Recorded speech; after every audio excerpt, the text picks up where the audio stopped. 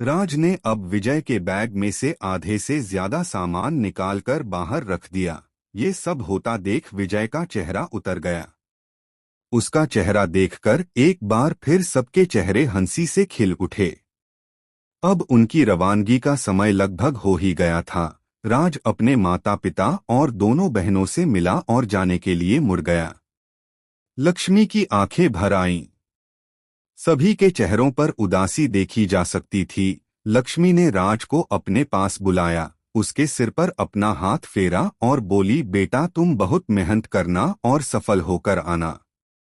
हम लोग तुम्हारा और विजय का इंतजार करेंगे। राज ने विजय से कहा, चलो दोस्त अब हमें चलना चाहिए। जब आगे से कोई जवाब नहीं आया तो उसने अपना सिर घुमाकर पीछे देखा कि आखिर विजय कहाँ गया। उसने जब अपने घर वालों से पूछा तो नटखट निशा हंसते हुए बोली, भाई लगता है आपको पता नहीं है, अभी विजय भैया और रश्मि दीदी बात कर रहे हैं। हालांकि वो दोनों किचन के पास खड़े थे, सब लोग दरवाजे पर खड़े थे। उन दोनों के बीच क्या बात हो रही है और वो दोनों अभी क्या कर रहे हैं, ये किसी को नहीं दिख रहा था। दूसरी तरफ विजय रश्मि से थोड़ी दूर खड़ा था। रश्मि ने विजय से कहा, तो अब तुम जा रहे हो और 6 महीने बाद ही वापस आओगे। ये कहते हुए उसकी आंखें नम हो गईं। विजय ने अपनी आंखें सिकोड़ते हुए कहा, तुम रो रही हो क्या? रश्मि ने नामे सिर हिलाते हुए आगे बढ़कर विजय के हाथ पकड़ लिए और उसके हाथों को दबाते हुए नम आंखों से उसे देखते हुए कहा, विजय एक बात को कभी मत भूलना कि घर पर कोई तुम्हारा इंतजार कर रहा है। विजय ने रश्मि से कहा, नहीं मैं तुम्हें कभी नहीं भूलूंगा और तुम इतनी टेंशन मत लो, मैं और राज 6 महीने बाद वापस आएंगे ही। राज अब विजय को आवाज देते हुए अंदर आया। राज ने विजय के पास आकर विजय से कहा, विजय तुमने अपना मन तो नहीं बदल लिया न, इसके आंसुओं को देखकर। राज की बात सुनकर विजय झटपटा गया और उसने अपने हाथ रश्मि के हाथों से छुड़ाकर जल्दी से अपना बैग उठा लिया और राज से बोला, चलो चलो हमें देर हो रही है।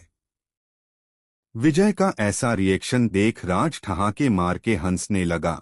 रश्मि के चेहरे पर भी छोटी सी स्माइल आ गई। राज और विजय दोनों अपना सामान लेकर घर से निकल गए। उन्हें स्टेशन तक छोड़ने के लिए शिवराज और हिमांशु भी उनके साथ आए थे। उनकी ट्रेन भी आ गई और दोनों अपने पिता से मिलकर ट्रेन में जाकर बैठ गए। ट्रेन स्टेशन से चल पड़ी। ट्रेन के अंदर सभी लोग एक दूसरे से बात कर रहे थे। ट्रेन के इस डिब्बे में काफी चहल पहल थी। एक लड़की उस डिब्बे में एक सीट पर अकेली बैठी अपने मोबाइल में म्यूजिक सुन रही थी। इस लड़की को देखकर विजय को किसी की याद आ रही थी। विजय को लग रहा था कि उसने इस लड़की को पहले कभी देखा है। एक लड़का जो काफी चुलबुला लग रहा था, वो अपने ग्रुप में मस्ती मजाक कर रहा था। ये सभी बच्चे मेडुसा कॉलेज की ड्रेस पहने हुए थे। वो चुलबुला लड़का, इसका नाम नितिन है। नितिन ऐसा लड़का है जो सबको हंसाता रहता है। उसकी सीट के पास ही एक दूसरा लड़का जो काफी शांत था। उसने किसी की भी बात पर कोई रिएक्शन नहीं दिया था। ऐसा लग रहा था मानो वो सो रहा हो, लेकिन उसकी आंखें खुली हुई थीं। इसका नाम अर्जुन है। अर्जुन अपनी खुली आंखों से लगातार सामने देखे जा रहा था। काफी लोग इस ट्रेन में सवार थे। ट्रेन इस काली रात में लगातार अपनी मंजिल की तरफ बढ़ रही थी।